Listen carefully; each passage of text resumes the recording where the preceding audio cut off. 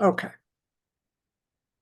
Well, welcome, Karen. We're so grateful to have you here. It's good to see you. I'm happy to be here. It's nice to see you too. Yeah.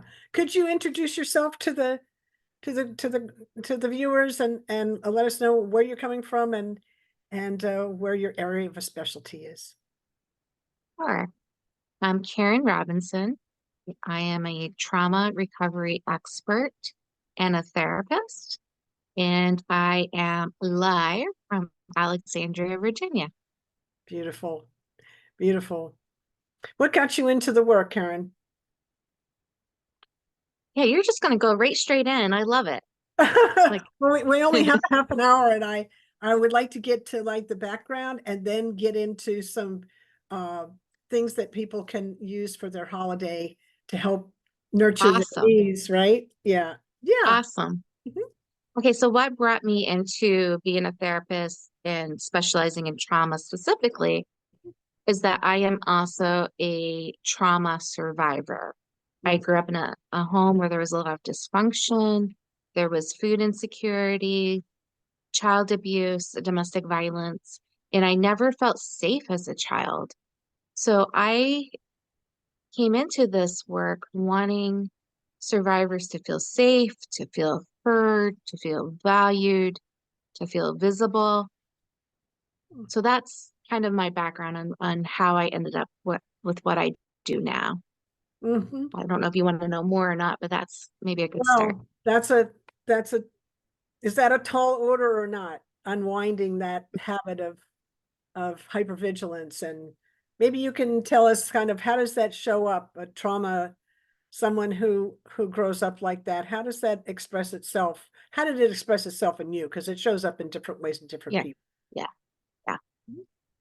The first thing I want to say about that is trauma impacts every single area of a survivor's life. Mm. Now, to what degree depends on your experiences. It can depend on your faith walk. It can depend on your resiliency. So there's different reasons why some people seem to maybe suffer more than others. In my opinion, one of the hardest things about being a survivor is emotions that wound is so painful.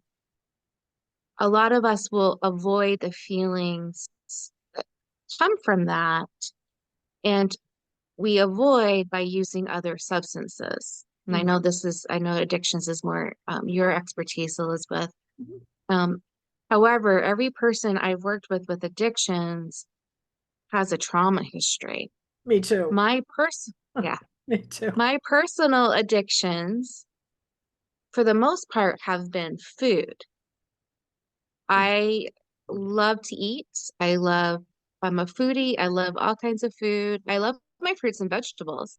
So I get my vitamins and stuff in too. But whenever I get a little nervous or any feeling at all, I treat it with food, which has been a problem for me that now I'm in a treatment program to heal my own issues with that.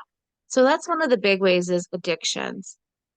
Another large way, and I don't know if we want to say the addictions is larger than this or not, because it's such a hard area, is medical problems, chronic pain, Mhm. disease, like diabetes, heart conditions, the anxiety, the hypervigilance that comes from being a survivor can impact every single area of your body from the top of your head to the tip of your toes. So all that pain can manifest. A lot of survivors I work with have fibromyalgia, they have chronic migraines, they have a lot of pain in their back, hips, like you name it, they are holding that pain in their body. Mhm. So to me, those are the two really big ways. Another way trauma impacts is our ability to trust others, and our find a mate meter kind of gets Mhm. impacted. Like I had two failed marriages. I thankfully for husband number three, I really did my work. I really did my homework. I'm like, I need to heal this within myself. What does a healthy relationship really look like? Yes, I went to graduate school, have have a lot of PhD credits, but they don't teach that very well in a lot of, in your program. So I had to do a deep dive into that to heal that for myself because I was also doing the client work. It's always easier to help someone else with an issue than it is for yourself. So those are some of the areas. I could talk about this for 3 days, so Mhm. maybe I should wait and see if you have a question first. Sure. What about, tell me about the unwinding of the emotional component. There's so many of us that have been affected by trauma. Um, the way that we kept ourselves safe was to suppress the emotion, so that when we turn into the wound and go to the healing, we're actually afraid of our own emotions because of all the programming. Um, can you speak to kind of how you unwound that for yourself? Yeah. Well, this is exactly like what we were talking about. Being afraid of that unwinding is why people drink, do drugs, Mm, eat, right? mhm. So that unwinding, I believe the thought of the unwinding is actually more painful, like the anticipatory anxiety is actually more painful than feeling the emotions themselves. Yeah. Because whenever I help someone do a deep dive into their emotional health to heal pain, it almost always goes way better than what they think. Hmm. What people think will happen is that they will start crying and won't be able to stop crying. They think they're going to be a raving lunatic the rest of their life, like they're just going to go completely insane. And no, if you have the right therapist or the right healer, they're going to be in that space with you. That isn't likely to happen. It really isn't. What tends to happen when you confront that emotion, but first, before you confront, is having the skills of learning how to do your deep breathing, Hmm. learning your mobility, your sensory exercises, maybe doing some yoga first. So when I do therapy or any coaching, there's two ways to approach the emotional healing, and it's called top down or bottom up. So your top down are your therapeutic modalities.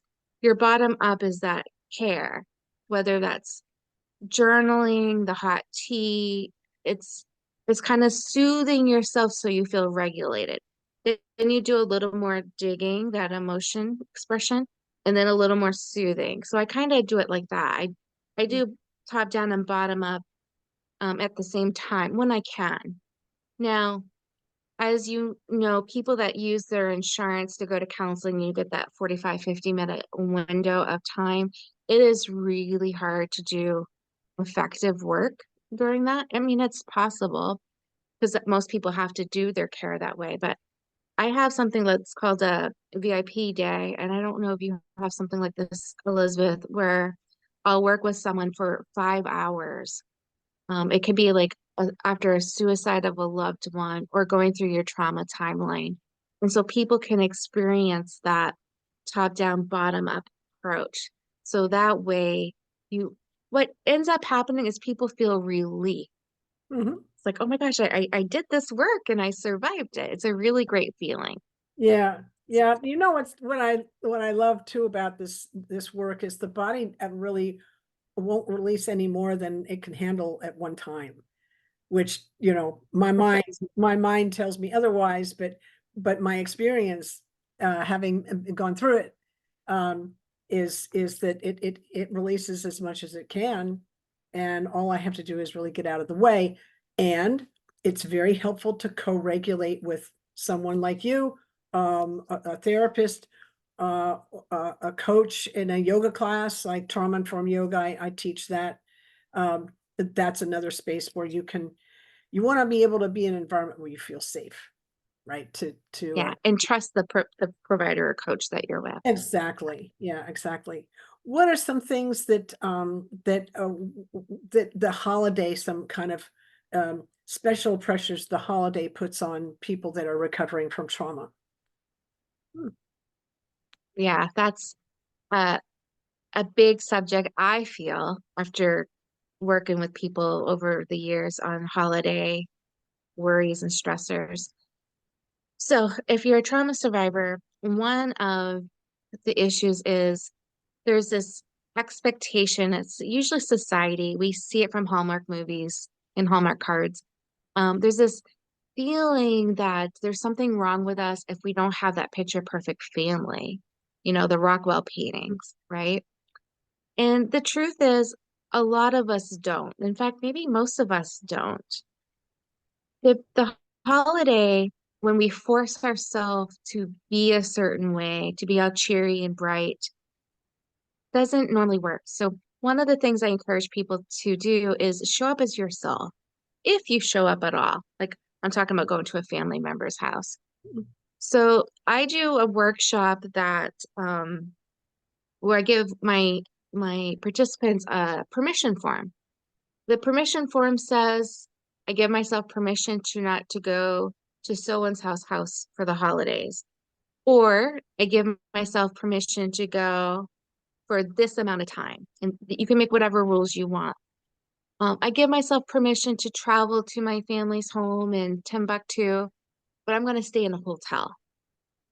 Okay, so that's one of the things.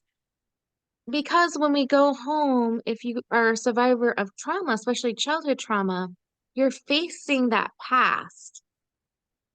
That's easier said than done. And if you haven't had any time to heal or recover, if you haven't had the luxury of treatment, I don't know if I should say treatment's a luxury. I think that's going to depend on It people's kind of perception, right? it kind of is, or therapy is a luxury for a lot of people.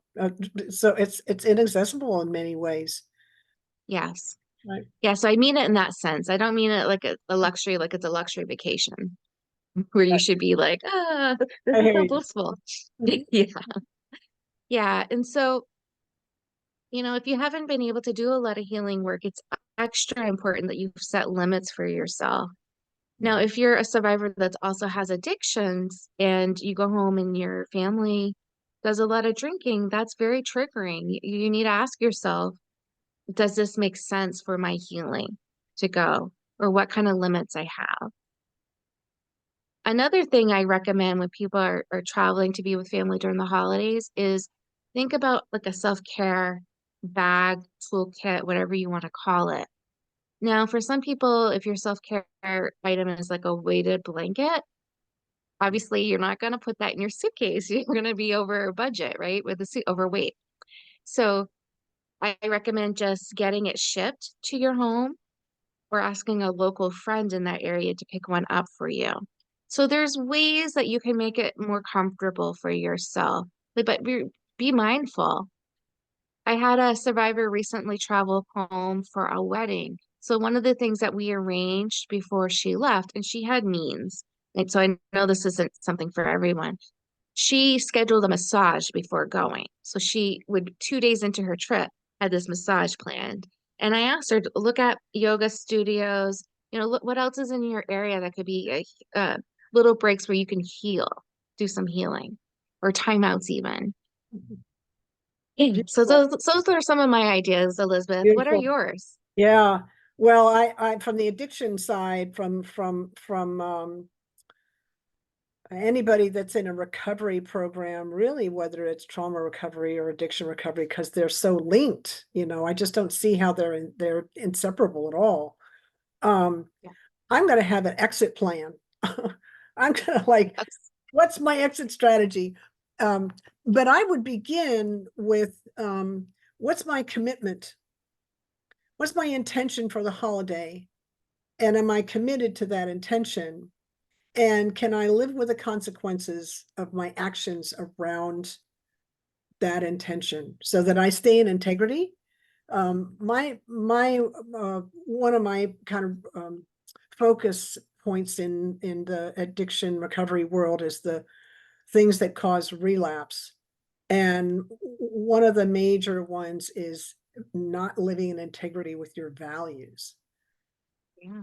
So I say, get that up front, understand what they are, and then, then make your plan. But hang out there. Like, this is what I'm going for. Take a friend. That's beautiful.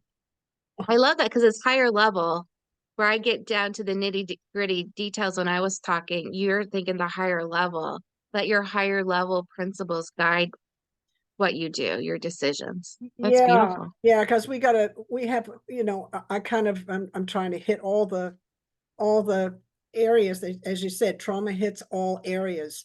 So, and I'm a Capricorn, so I got to be organized. And, right, also in recovery from addiction, addicts are control freaks. So, so I'm like, okay, where do I really need control and where can I soften that? Right. And where can I admit that I have no control here and then, breathe. Right. I have no control over how people are going to react to me or what they're going to people, places, or things, but I have control over my reaction to things, provided I use my tools to stay conscious, right? That I'm not in reaction myself. So um, that's just kind of an orientation. I love all the tools you used are amazing. I would just add exit strategy there, have that planned out, which you spoke about. And also, have a friend. And if you're in recovery, catch a meeting, right?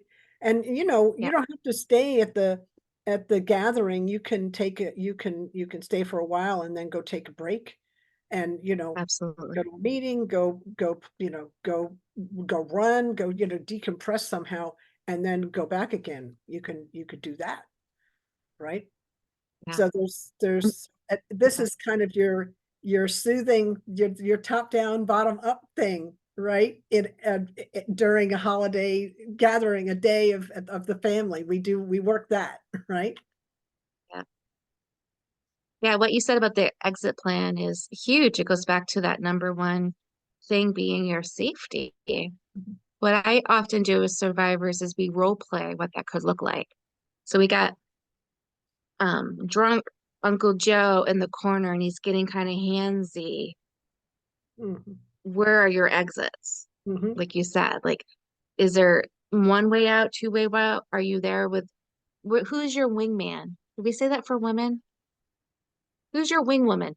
Yeah, your wing person. Who's Your your wing, wing person? Like who's who's monitoring with you right.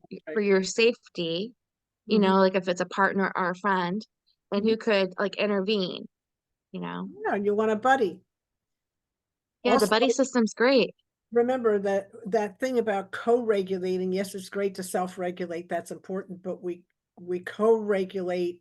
That's even like more powerful than just Yeah. self-regulating.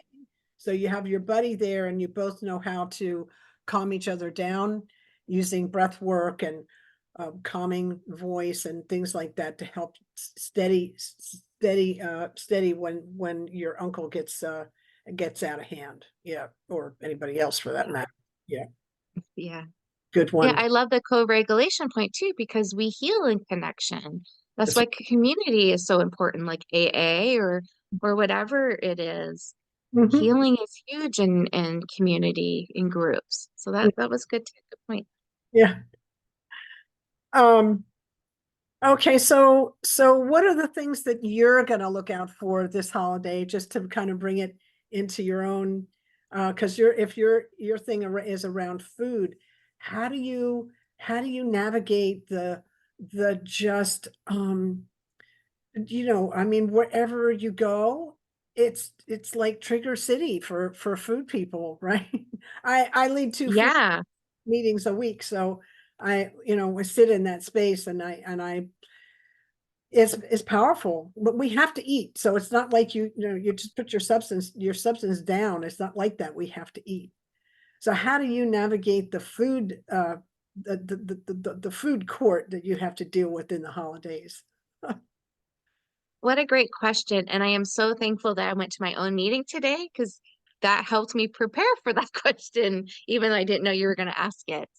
So it's interesting because even though I'm in treatment, when I was thinking about Christmas, I'm like, okay, I need to sit down with my children and let's go ahead and plan out our menu for the holidays and other activities. And then when I said I was worried about that in my meeting today, my coach was like, "Defood the holiday." Like, because Mhm. I was thinking about it too much. She's like, that's the problem with addiction, you know? So I said, I went to a basketball game before this call. My middle daughter had a game today.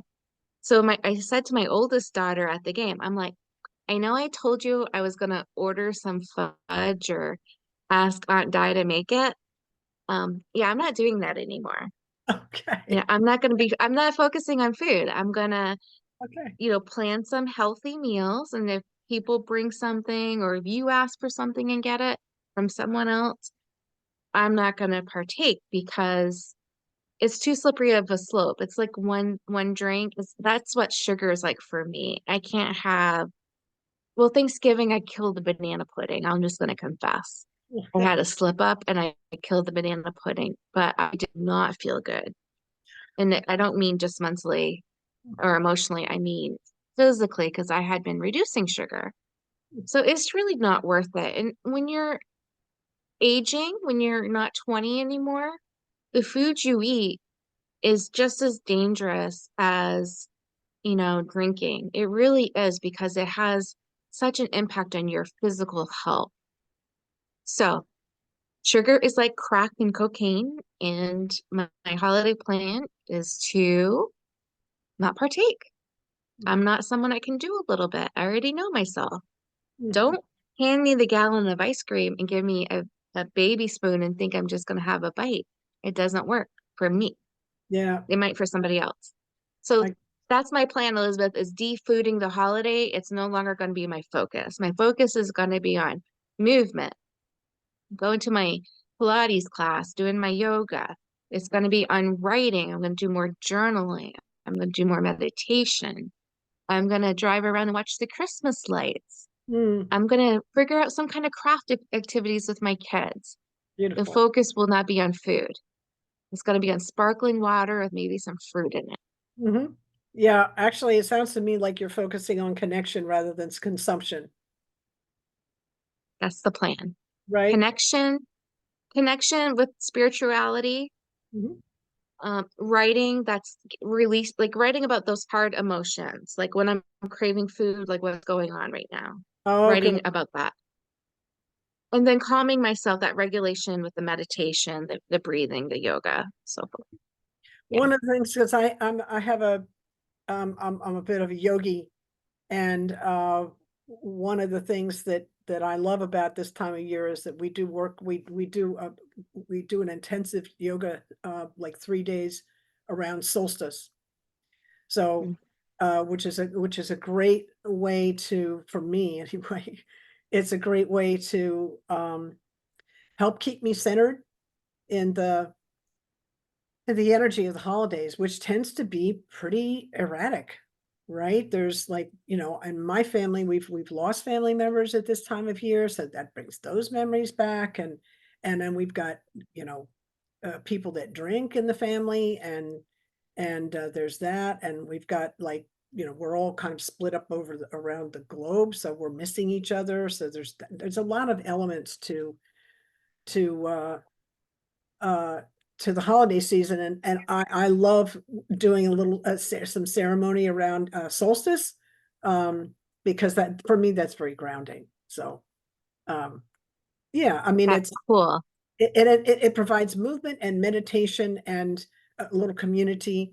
Um, it's a kind of just a different way of doing it rather than kind of going to.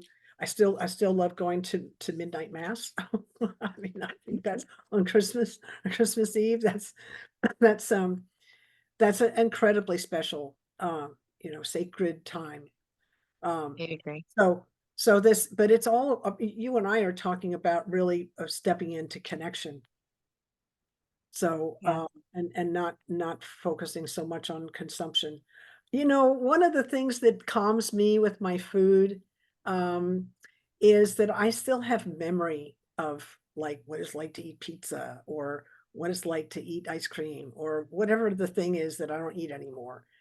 And people are like, "How do you do that?" And I'm like, "I'm so grateful for the memory of it. I don't actually have to eat it."